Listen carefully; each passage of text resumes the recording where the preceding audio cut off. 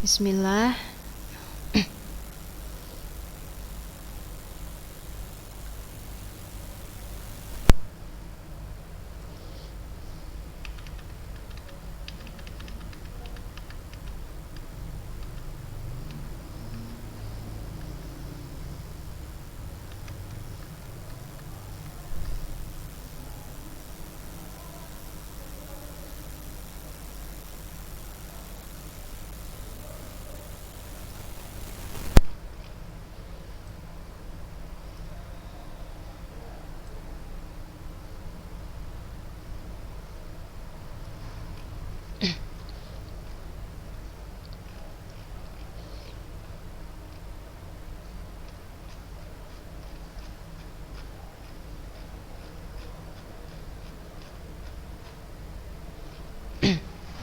Bismillah, Assalamualaikum warahmatullahi wabarakatuh.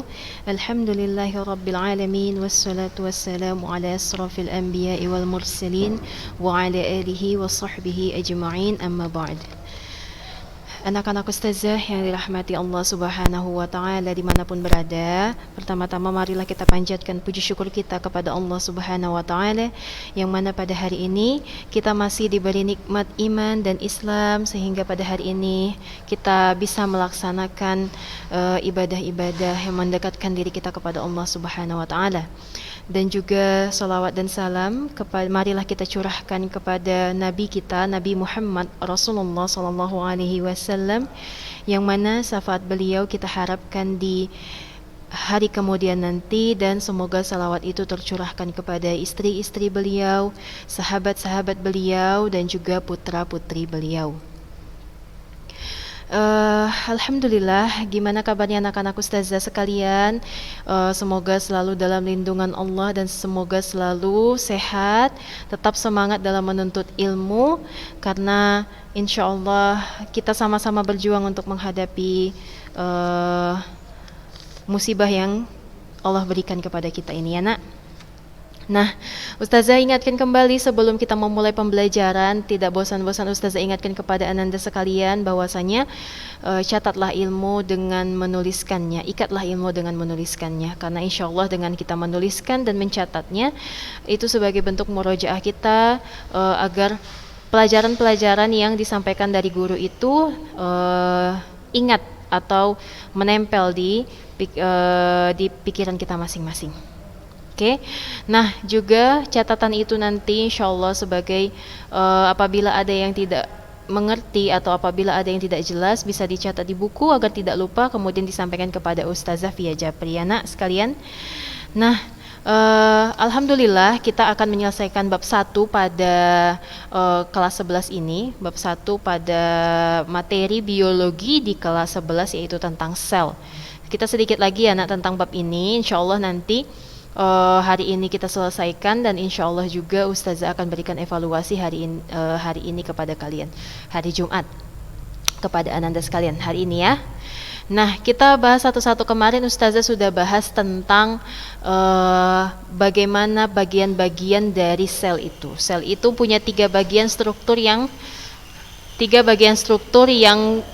pokok, yaitu dia punya membran sel atau membran plasma, dia juga punya inti atau nukleus, dan dia punya sitoplasma.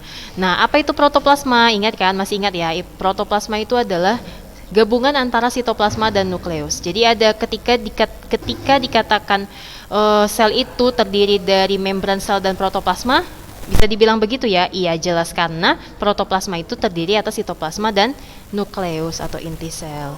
Kemudian kita sudah membahas tentang membran sel, bagaimana strukturnya, bagaimana fungsinya, dinding sel juga bagaimana, inti sel juga kita sudah membahas, struktur nukleus juga kita sudah bahas, sitoplasma juga kita sudah bahas, dan juga perbedaan antara sel hewan dan sel tumbuhan. Sekarang kita masuk ke organel sel ya. Nah, organel sel itu banyak. Organel sel itu istilahnya adalah prajurit-prajurit yang mengatur seluruh, yang membuat aktivitas-aktivitas di dalam sel, yang membuat seluruh aktivitas-aktivitas di dalam sel. Oke, di buku kita sudah sangat lengkap, jadi Ustazah tidak masukkan ke dalam PPT. Silakan Ananda sekalian baca di dalam buku kita yang sudah Ustazah bagikan, itu insya Allah sudah sangat lengkap tentang organel-organelnya. Nah, di dalam sitoplasma, pokoknya yang perlu kita tahu sebelum kita bahas organel adalah organel, semua organel-organel itu baik mitokondria, ribosom, retikulum endoplasma, badan Golgi, lisosom, mikrobodi, dan sentriol, itu semua organel-organel itu ada di dalam sitoplasma. Sitoplasma dalam kurung adalah cairan yang ada di dalam sel. Oke. Nah, oke, kita bahas satu-satu ya nak. Organel yang pertama adalah mitokondria. Bayangkan gini nak, bayangkan bahwasanya sel itu adalah tubuh kamu. Nah, sel itu adalah tubuh kamu misalnya. Nah, organel itu adalah organ-organ yang ada di dalam tubuh kamu. Begitu gambarannya. Jadi sel itu adalah Sel itu adalah bagian kecil yang menjadi yang bisa dijadikan contoh menjadi tubuh kamu, seperti itu. Maksudnya apa ya bahasanya itu?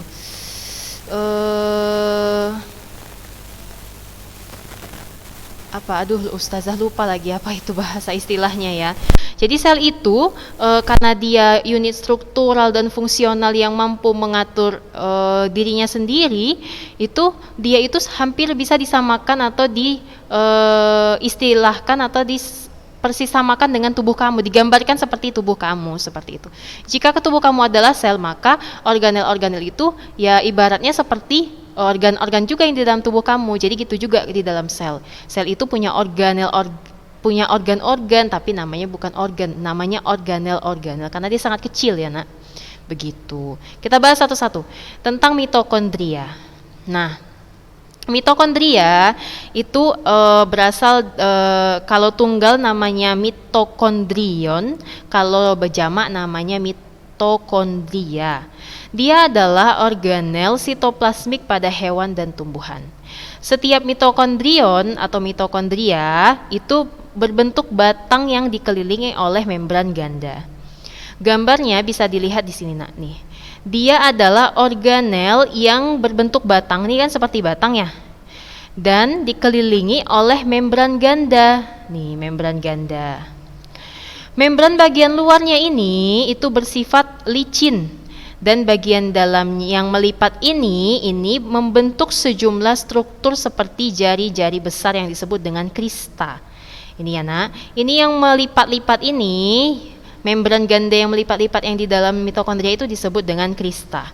Nah, krista menambah daerah permukaan membran bagian dalam sehingga dia dapat menyediakan daerah yang lebih luas untuk terjadinya reaksi metabolisme. Nah, kalau di dalam tubuh kamu yang mengatur pembangkit tenaga itu adalah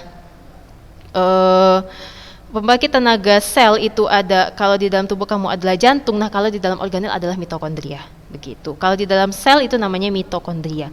Dia berfungsi sebagai pembangkit tenaga sel. Gitu. Mitokondria yang ini nak, mitokondria dia mengandung enzim yang mengkatalisis reaksi biokimia yang terlibat dalam pernapasan. Nah, pada proses ini dihasilkanlah energi sehingga mitokondria biasanya itu disebut dengan pembangkit tenaga sel. Oh, salah tadi. Dia itu ibaratnya kalau di tubuh kamu itu ibaratnya paru-paru nak. Nah, paru-paru pada sel itu disebut dengan mitokondria. Kalau di dalam tubuh kamu disebut dengan paru-paru. Gitu ibaratnya begitu. Kita baca di buku kita udah jelas, sangat jelas. Mitokondria mengandung enzim yang dapat melepaskan energi dalam bentuk makanan pada proses respirasi sel. Jadi sel itu juga berespirasi, begitu. Jadi gambarannya itu bahkan bagian terkecil dari tubuh kamu yaitu sel aja melakukan respirasi, begitu. Jadi kalau dikatakan organ apa yang melakukan respirasi pada tubuh kamu itu disebut dengan paru-paru, sedangkan pada sel ada juga yang lebih spesifik, namanya adalah mitokondria. Maka dari itu sering disebut mitokondria itu disebut dengan powerhouse atau pabrik energi atau pembangkit tenaga sel, begitu. Setiap mitokondria memiliki dua lapis membran, itu tadi ya, memiliki dua lapis membran, membran dalam ini dan membran luar. Ini membran dalam yang melekuk-lekuk dan membran luar. Nah, membran dalam pada mitokondria yang membentuk lekuk-lekuk atau lipatan ini disebut dengan krista. Adapun membran luar yang membatasi mitokondria dengan sitoplasma ini tadi adalah disebut dengan membran membran luar yang bersifat licin. Nah, cairan yang ada di antara ruangan-ruangan yang melipat-lipat ini itu disebut dengan matriks. Paham ya, Nak? Jadi kalau nanti Ustazah gambarkan, Ustazah kasih soal ini gambar mitokondria, terus Ustazah hapus ini bagian-bagiannya, cuma nomor-nomor aja udah tahu ya. Ini disebut dengan membran luar. Sifatnya bagaimana? Sifatnya dia licin. Kemudian ada membran dalam. Membran dalam itu membentuk lipatan-lipatan yang disebut dengan krista. Nah, di dalam lipatan-lipatan itu ada cairan-cairan disebut dengan matriks mitokondria. Paham ya, Nak? Nah, ini adalah gambaran mitokondria yang dilihat dari mikroskop elektron. Tidak bisa dengan mikroskop cahaya ya, dia itu dilihat dengan mikroskop elektron. Kemudian, organel yang kedua adalah ribosom. Ribosom itu merupakan organel membentuk butiran-butiran yang tersusun atas RNA atau ribonucleic acid dan protein. Nah, ribosom berfungsi sebagai tempat berlangsungnya sintesis protein. Nah, di dalam sitoplasma, ribosom ada yang menempel pada retikulum endoplasma, nanti ada yang bebas gitu. Ribosom yang menempel pada retikulum endoplasma itu berfungsi mensintesis protein-protein untuk disekresikan keluar sel. Adapun ribosom yang bebas berfungsi mensintesis protein untuk keperluan sel itu sendiri. Nah, jadi kalau tadi kemarin kita sudah lihat ini kan ada gambar nih. Ada gambar antara sel hewan dengan sel tumbuhan. Mana yang disebut dengan mitokondria? Nah, ini mitokondria, Nak nih. Mitokondria, ribosom. Ribosom itu ini. Mitokondria, mitokondria dulu. Mitokondria itu ini, Nak. Nih, ini dia mitokondrianya. Ribosom, ini dia. Ini ribosom. Nih, yang kecil-kecil. Nih ribosom. Ini pada sel hewan ada ribosomnya. Nah, tadi kan dia bilang bahwasanya ribosom itu ada dua tempat dia pada sel. Yang pertama ada ribosom yang menempel pada retikulum endoplasma, dan yang kedua adalah ribosom yang bebas. Nah, ini dia. Ribosom yang menempel pada retikulum endoplasma itu disebut dengan retikulum endoplasma kasar, karena dia ditempeli oleh ribosom. Sedangkan ribosom yang bebas, nah ribosom yang bebas itu tidak menempel pada retikulum endoplasma. Fungsi keduanya sama-sama mensintesis protein. Hanya saja pada ribosom yang menempel pada retikulum endoplasma itu dia berfungsi mensintesis protein-protein untuk disekresikan keluar sel. Nah, sedangkan ribosom yang bebas itu berfungsi mensintesis protein untuk keperluan sel itu sendiri. Jadi dia ada dua fungsinya beda. Kalau yang bebas itu dia fungsinya untuk mensintesis protein untuk dirinya sendiri, sedangkan kalau ribosom yang menempel pada retikulum endoplasma kasar, nih dia yang menempel pada retikulum endoplasma, nih itu berfungsi untuk mensintesis protein-protein untuk disekresikan keluar sel. Nah, ribosom itu kalau secara ilmiah itu definisinya adalah butiran tak bermembran yang berukuran kecil yang terdapat pada sitoplasma. Ribosom itu menempel, kan tadi ribosom menempel pada permukaan retikulum endoplasma, dan juga ada yang bergerak bebas. Nah, kalau pada sel itu terdapat dua jenis ribosom. Kalau di buku kita tidak ada ya, tapi Ustazah kasih tahu aja. Ribosom itu ada dua jenis. Yang pertama adalah 70S dan 80S. Begitu. Kemudian ribosom kaya akan RNA dan protein. Ribosom itu gunanya untuk mensintesis atau fungsinya adalah untuk mensintesis protein. Paham ya, Nak? Ribosom adalah organel berbentuk butiran-butiran yang tersusun atas RNA atau ribonucleic acid. Jadi kalau ingat ribosom itu adalah butiran-butiran yang fungsinya untuk mensintesis protein. Terdapat dua jenis ribosom. Yang pertama berdasarkan tempatnya ada dua, yang menempel pada retikulum endoplasma, maka disebut dengan retikulum endoplasma kasar nanti, dan ada yang bebas. Nah, dua-duanya sama nggak fungsinya? Beda. Yang pertama yang menempel pada retikulum endoplasma fungsinya adalah untuk mensekresikan atau mensintesis protein-protein untuk disekresikan keluar sel. Sedangkan ribosom yang bebas itu fungsinya untuk mensintesis protein untuk dirinya sendiri, untuk keperluan sel itu sendiri. Paham ya, Nak? Oke, itu dia tentang ribosom. Kemudian kita bahas selanjutnya, organel berikutnya adalah retikulum endoplasma. Retikulum endoplasma itu adalah organel yang terdiri atas membran-membran yang tersusun paralel. Kalau digambarkan nih dia, ini gambar sel hewan sel tumbuhan, mana retikulum endoplasmanya? Nah, ini dia. Ini dia disebut dengan retikulum endoplasma. Nih, dia biasanya menempel itu dekat dengan nukleus pada sel. Gitu. Nih, nampak ya, jelas ya, ini retikulum endoplasmanya. Dia biasanya dekat sekali dengan nukleus begitu.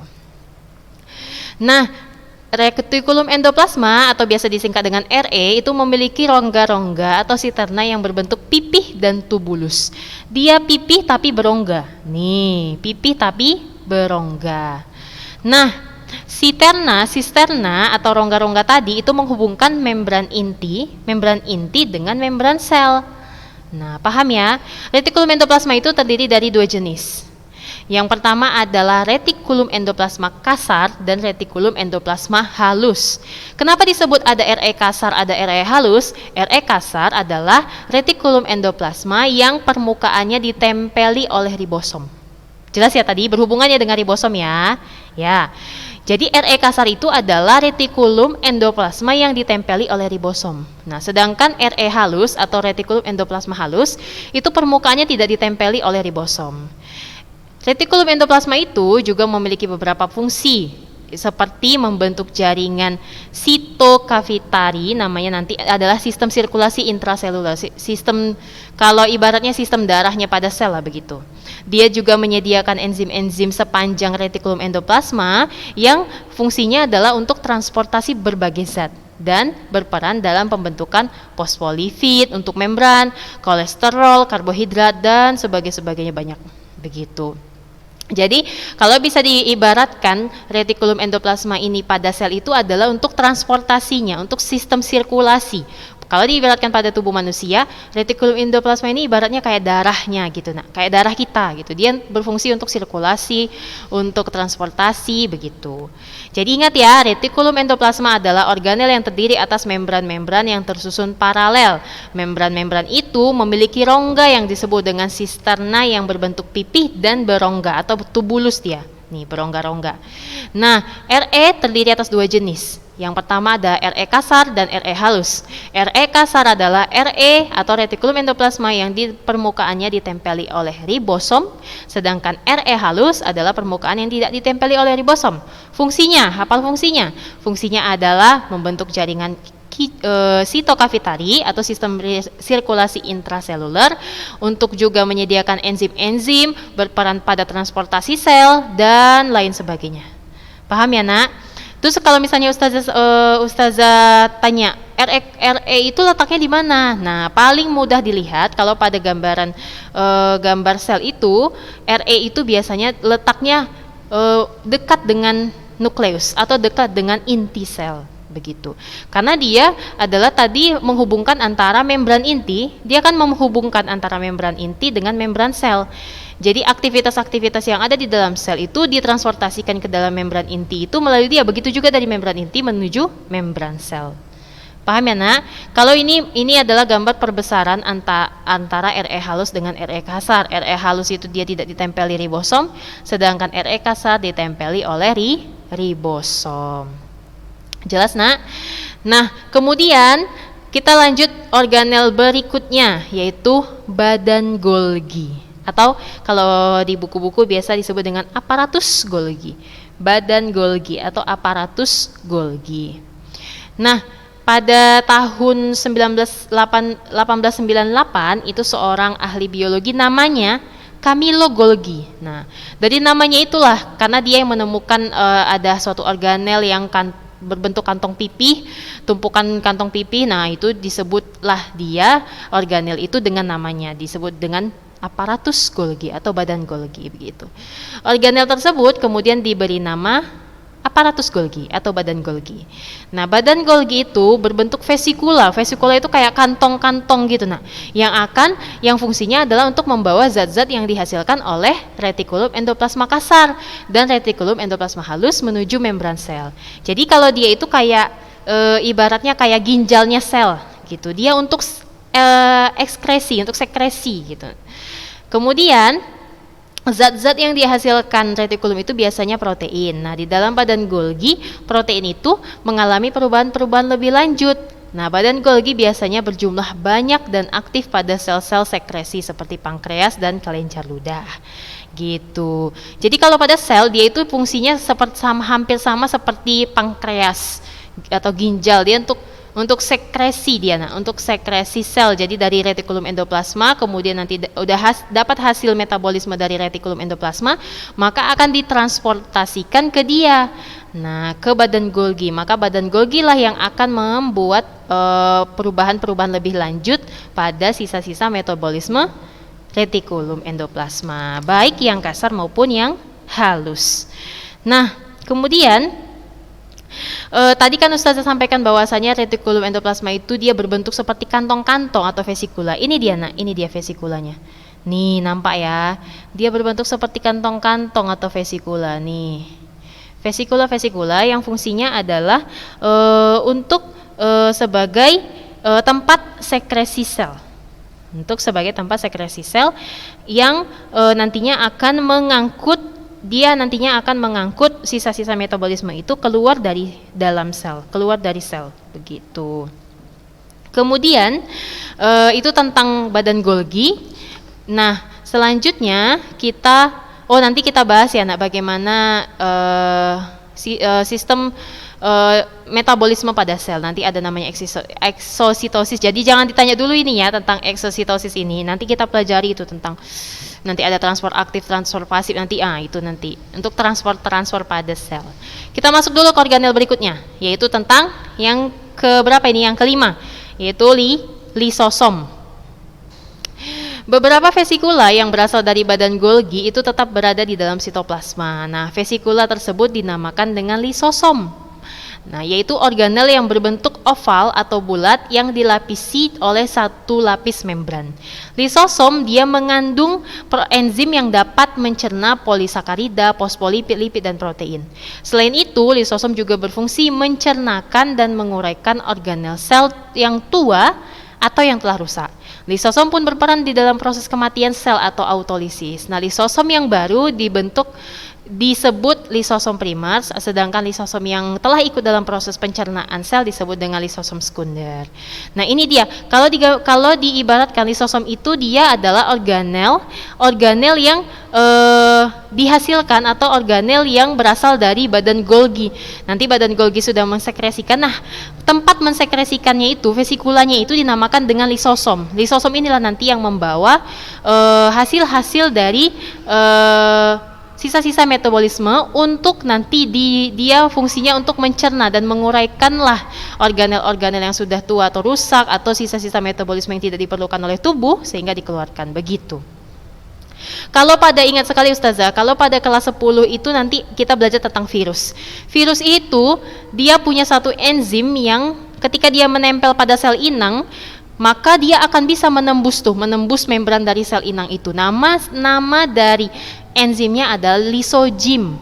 Lisozim yang disekresikan atau yang disintesis atau yang dibuat oleh lisosom, begitu. Jadi dia punya tuh namanya enzim lisozim yang nanti enzim itu akan menembus membran dari si sel inang, kemudian si virus itu masuk dan menginjeksikan materi genetiknya, begitu. Jadi lisosom ini juga begitu. Nah, dia itu organel apa ya? Dia adalah untuk proses pencernaan atau sekresi atau ekskresi pada sel. Jadi ketika ada sel-sel atau organel sel yang sudah tua atau telah rusak, tidak menumpuk-numpuk di dalam sel itu, tetapi nanti ada organel sel yang berperan. Nama organel sel yang berperan untuk mengurai itu semua, mengurai organel-organel sel yang sudah rusak dan telah tua itu nanti akan disekresikan atau diekskresikan atau dipecah atau dicerna oleh lisosom namanya. Itu dia organel untuk mencerna, organel untuk mensekresikan, begitu. Kita lanjut. Selanjutnya organel sel yang keenam adalah mikrobodi. Mikrobodi ini udah jelas ya, mikrobodi ini biasanya untuk membentuk bentuk daripada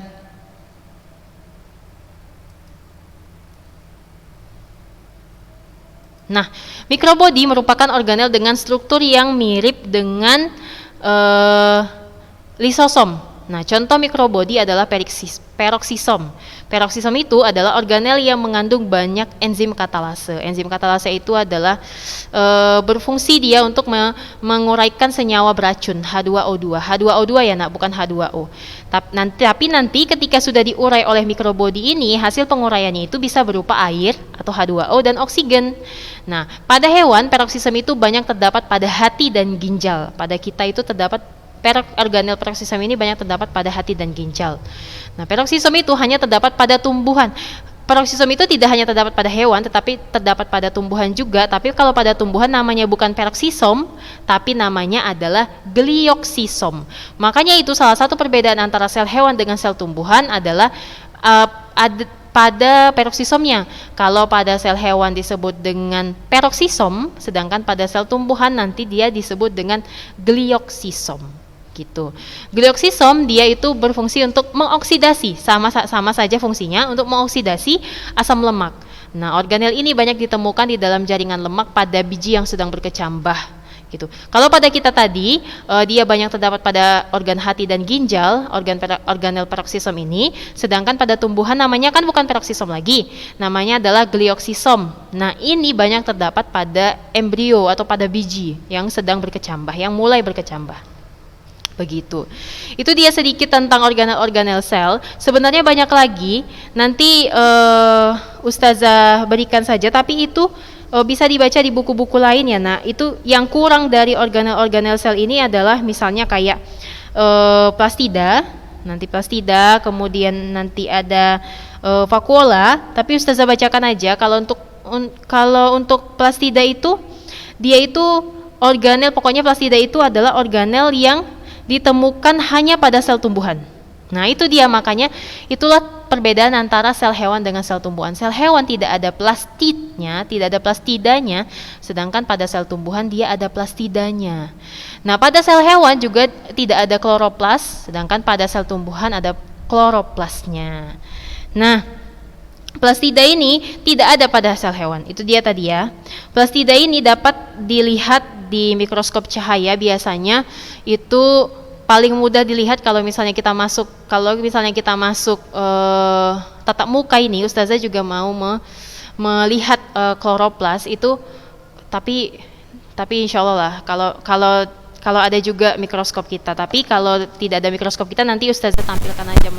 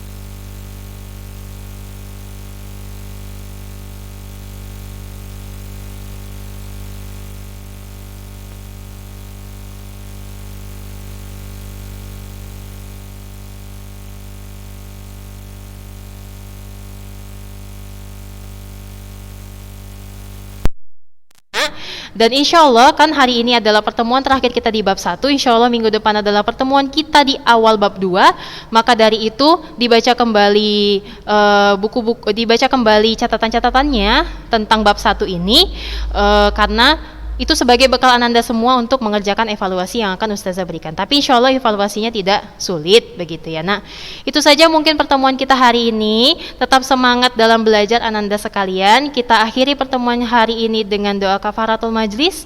Subhanakallahumma wa bihamdika asyhadu an la ilaha illa anta astaghfiruka wa atubu ilaih. Ustazah akhiri. Assalamualaikum warahmatullahi wabarakatuh.